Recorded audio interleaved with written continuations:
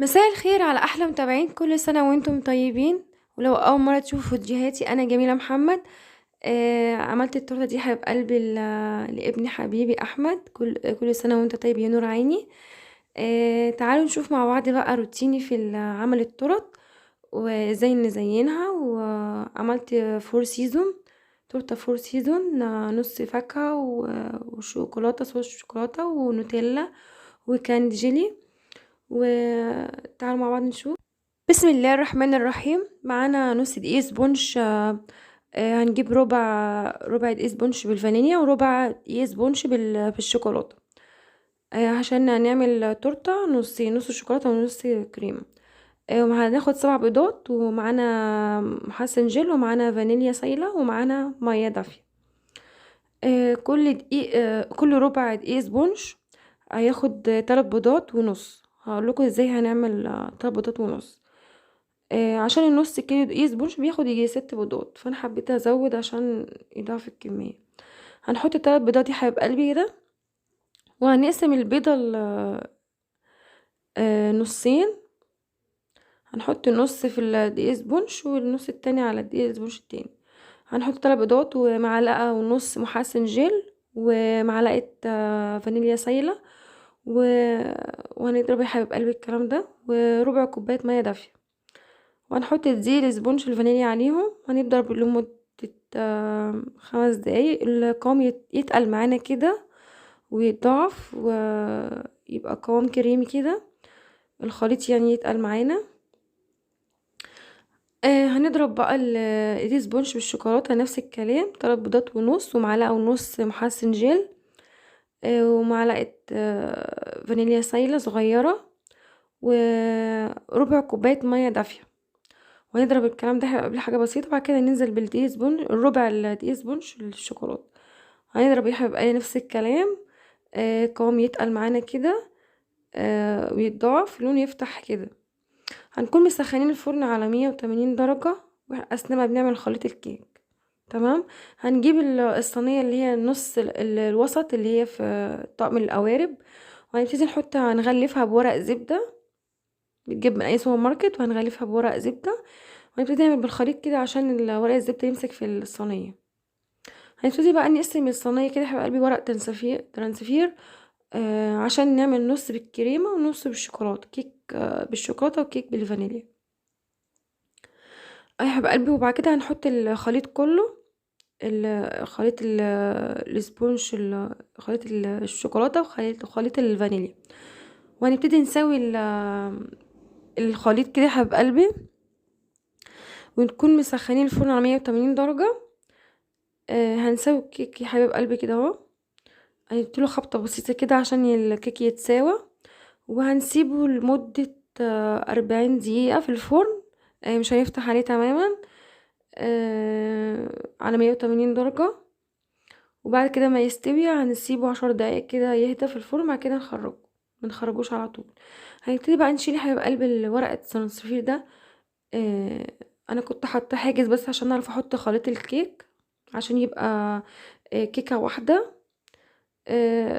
هنحطها في الفرن. هنعمل بقى صوص الشوكولاته. معايا 100 جرام شوكولاته خام، 3 معالق كريم شانتيه، معلقه كاكاو، معلقه زبده صفرا، ونص كوبايه لبن. ومعانا معلقتين زيت او معلقه زيت نباتي. ومعانا معلقتين عسل ابيض. هنحط يا حبيب قلبي الكريم شانتيه وعليه اللبن، نص كوبايه لبن. لو حبينا نضاعف الكميه ممكن نزود المكونات. هنحط معلقتين عسل ابيض، عسل نحل ابيض. هنحط يا حبيب قلب المكونات دي على النار، على نار هاديه. هيسخن بس الخليط يسخن، بعد كده نحط ننزل بمعلقه الكاكاو ونقلب كويس جدا، كل ده على نار هاديه. الكاكاو يتخلط معانا في الحليب كده. هننزل بقى بال100 جرام شوكولاته، هيدي اللون كده والقوام يتقل. هنحط بقى معلقه الزبده، يعتبر 50 جرام او اقل، او 250 جرام. هنحط يا حبيب قلبي، هنقلبها كويس جدا على نار هاديه. هتبتدي كده القوام يتقل معانا وكده تمام. الزبدة تدي طعم ولمعة، وهنحط الزيت. بعد كده هنضيف عليه كده الصوص معانا او المنوار الشوكولاتة جاهز. هنصفيه يا حبيب قلبي عشان اي تكتلات او كده. يا حبيب قلبي نفس القوام ده ونفس اللمعة دي. وبعد كده يا حبيب قلبي كده الصوص جاهز. هنطلع بقى الكيك من الفرن. كده استوى بقى تمام. هنبتدي بقى نشيل الورق من عليه. بعد كده نشيله لتاني يوم عشان التزيين. هنجيب بقى الكريمة، كريم شانتيه، نص كيلو كريم شانتيه، وكوباية الا ربع كريم باستري، يعني بتمن كريم باستري، ونص كوباية سكر بودر، ومعانا 4 كوبايات مية مثلجة جدا فيها تلج مجروش كده. 4 متساويين، يعني 4 مج أو كوبايات عصير نفس المعيار. وهننزل بقى بالمكونات دي كلها على النص كريم شانتيه، وهنضرب بيها بقى لمدة 10 دقايق كده لحد ما القوام يتقل معانا. انا بستعمل كريمة المتحدة، جميلة جدا وبتضاعف الكمية. لو حبينا نحط نزود سكر، نحط معلقتين سكر بودر كمان لحد ما القوام يتقل كده يا حبايب قلبي. وهنقسم بقى الكريمة نص فانيليا ونص شوكولاتة. هنحط النص التاني على الكريمة معلقتين كاكاو بودر او معلقتين نوتيلا او صوص شوكولاتة عشان يدينا كريمة بالشوكولاتة. ده تاني يوم يا حبيب قلبي انا جبت الكيك كده طلعته من التلاجة عشان يبقى نعرف نقطعه. هنجيب سكينة كده اللي هي بتاع الخبز، ومعانا خيط كده يا حبيب قلبي هنستعملهم في تقطيع الكيك. هنبتدي نحدد طبقات الكيك معانا. انا حددت 4 عشان هعمل تورتة مربعة. ممكن احنا نحدد 3 لو حابين، حسب ما انتوا حابين. هنبتدي بقى نقطع الكيك كده من الجناب حسب ما احنا محددين الكيك. هنبتدي نحط الخيط في اول الكيك كده المكان اللي احنا مقطعين، وبعد كده هنعمل الخيط في الجناب، ونبتدي عكس اتجاه الخيط نرفعه لقدام.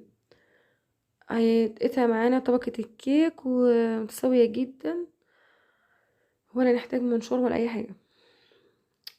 هنعمل طبقة كمان كده عشان اوريك حبيب قلبي. هي في طبقة كده مقطوعة شوية من الكيك. هنبتدي نعكس الخيط كده يا حبيب قلبي ونتجهه ندفعه لقدام كده. الكيك هيتقطع معانا طبقة الكيك هتتقطع معانا بكل سهولة. او حابين نقطع بالسكينة اللي هي الزجزاج دي، ممكن نقطع سكينة الخبز. هنبتدي بقى كده قطعنا 4 طبقات كيك زي ما انتوا شايفين يا حبايبي، نص فانيليا ونص شوكولاتة. هنبتدي بقى نجيب كيس الحلواني كده، هنجيب 2 وده قمع انا بستعمله في التزيين، وكيس كريم شانتيه تاني. هنحط نص كريم بالشوكولاتة ونص بالفانيليا في كل كيس. هنبتدي نقطع الطبقة الرابعة الى جزئين كده، وبعد كده هنقطعها كل جزء هنقطعه 3 اجزاء كده بالشكل ده عشان هعملها مربع. انتم لو مش حابين تعملوها مستطيلة خلي طبقات الكيك زي ما هي. انا حبيت عشان اعملها كيكة مربعة بدون قالب، آه بدون اي شكل يعني موجود معانا مش متوفر معانا. هنحط قبل الكيكة اللي احنا طبقة الكيك زي ما هي، وهنحط بقى القطع اللي احنا قطعناها دي جنب الكيك بالشكل ده. لو في زيادة او حاجة ممكن نحطها في وسط الكيك. ده شربات او سيرب. هنحط كوباية مية وكوباية سكر على النار يغلوا حلوة بسيطة، وبعد كده هنسقي بيها الكيك زي ما انتوا شايفين. وبعد كده هنحط بقى طبعا حاطين الكريم فانيليا في كيس كريم شانتيه. هنبتدي نحط نص كريمة ونص كريمة فانيليا ونص كريمة بالشوكولاتة اي حبيب قلبي بالشكل ده. انا مش هسوي الكريمة او حاجة، انا هحطها زي ما هي. بتسهل عليا برضو. وهنحط طبقة الكيك زي ما هي فوقيها، مش هنسوي الكريمة ولا اي حاجة. بتدي علو للكيك والتورتة وتبقى حلوة برضو ومغلفة الكيك كلها.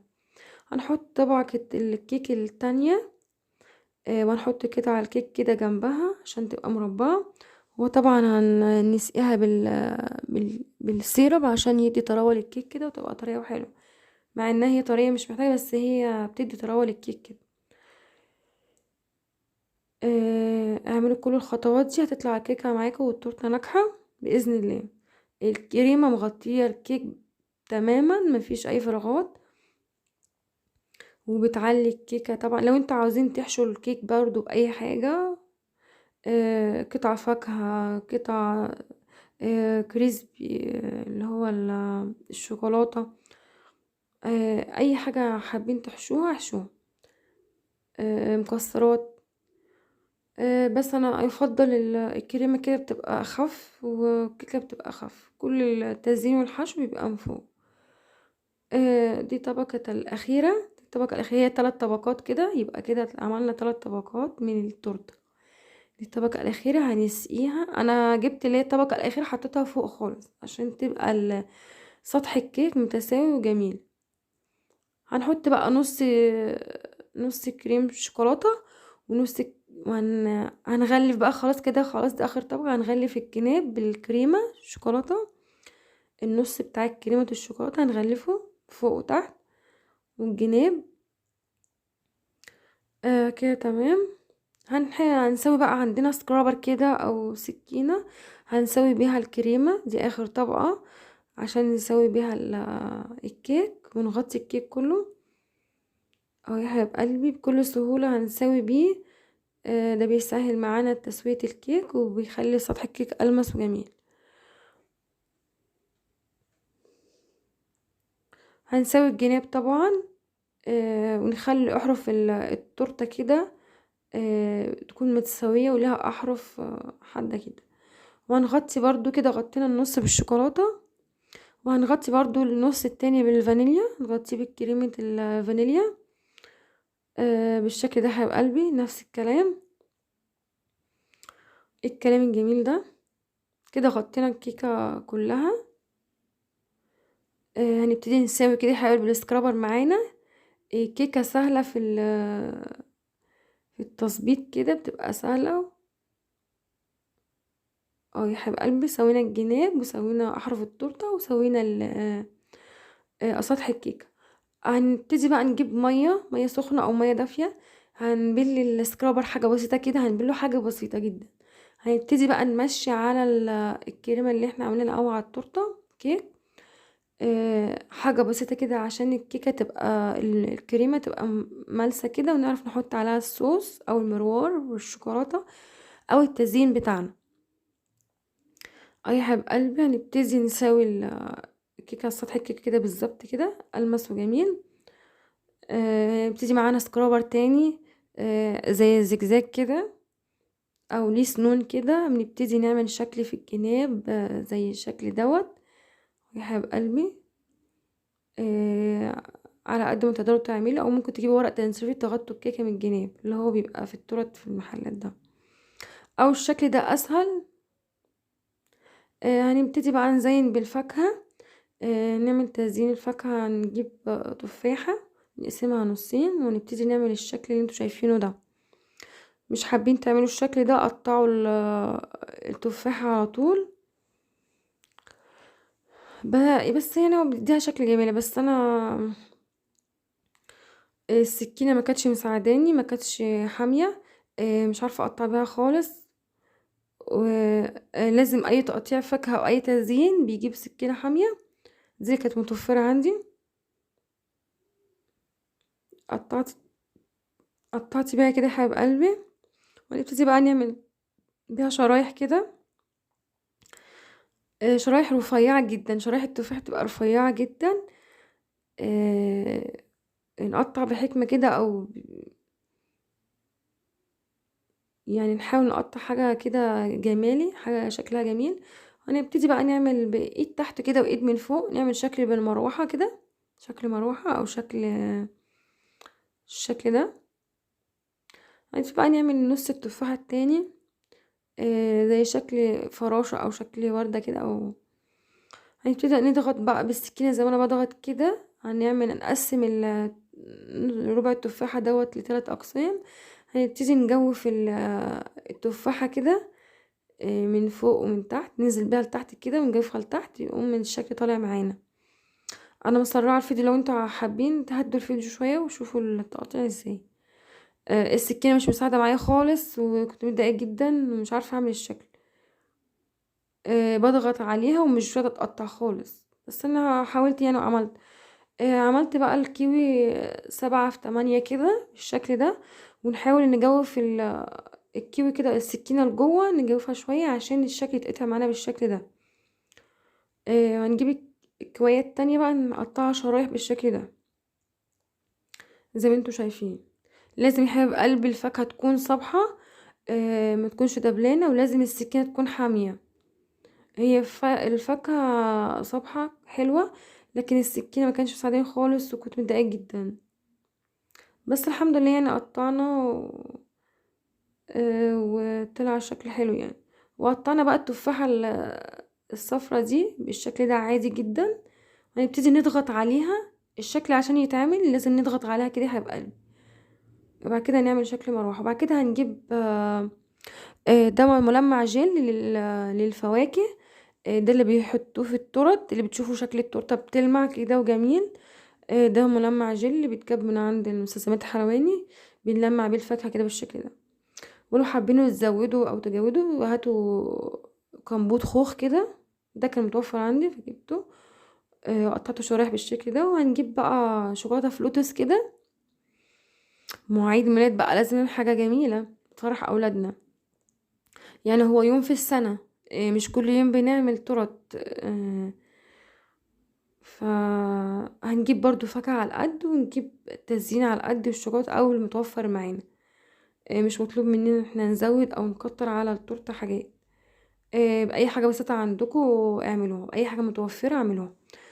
هنحط شرايح الكمبوت كده الخوخ، او ممكن شرايح تفاح. وهنحط شرايح الكيو، او ممكن شرايح فراولة. اي فاكهة الموسم متوفرة هنعملها. وهنحط بقى التفاح بالشكل ده. كده خلصنا زين الفاكهة. بعد كده هنحط بقى الصوص الشوكولاتة يا جماعة، او مروار الشوكولاتة. ده عاملاه قبلها بيوم. انا بطلعه تاني يوم، بدفيه شوية على النار، بعد كده بسيبه يهدى. بعد كده بنزل عليه على الكيك على طول. تكون الكيكة بتبقى محطوطة في التلاجة شوية، بعد كده بنطلعها نزين على طول. بعد كده نعمل زجزاج كده على الشوكولاتة، وشلال كده طالع نازل في الجناب. وهنزين بقى بسكوت اوريو، واي شوكولاتة كريسبي عندنا تحطها كده تزيين بسيط. واي شوكولاتة متوفرة برضو هنحطها في النص. وده جيلي كاندي للاطفال، حبيت اعمل نص، ممكن كنت اعمل نص فاكهة، بس دي الفاكهة اللي كانت متوفرة. وحبيت اكمل بكاندي جيلي للاطفال، الاطفال بيحبوه جدا. فحبيت اعمل شكل جديد يعني. هتعجب الاطفال. وده مارشميلو طعمه حلو قوي، بيعجب الاطفال برضو. انتوا التزيين ده على حسب ذوقكم يا حبايب قلبي. اي حاجه اللي انت ايا كان هو انت بتعملي له لمين. تحطوا له الحاجه اللي هو بيحبها. فاكهه بس، شوكولاته بس، كاندي. اي حاجه تزيين ممكن نحطها احنا بنحبها. هنبتدي بقى نجيب دي نوتيلا، في ناس بتحب نوتيلا جدا. آه، دفيتها على النار شويه، بعد كده حطيتها وزي ظبطتها كده بالمعلقه. بعد كده حطيت شوكولاته فلوتس وشوكولاته كريسبي بالشكل ده زي ما انتوا شايفين. وجبت النوتيلا اللي هي انا ما سيحتهاش على النار، انا حطيتها كده، النوتيلا اللي هي بتبقى ماسكه نفسها شويه. حبيت اعمل شكل كده فوق الشوكولاته بالشكل ده هيبقى قلبي زي ما انتوا شايفين. دي كده هيبقى خلصت التورته. كل سنه وانتم طيبين، يا ريت تجربوها، ويا ريت سبسكرايب ولايك عشان يوصلكوا كل جديد، وكومنت كده عشان اعرف رايكم يا حبايب قلبي. وكل سنه وانتم طيبين، ويعود عليكم الايام بخير. ولو اي حد عيد ميلاده في رمضان برضو ممكن يعمل التورته دي. كل سنه وانتم طيبين. سلام.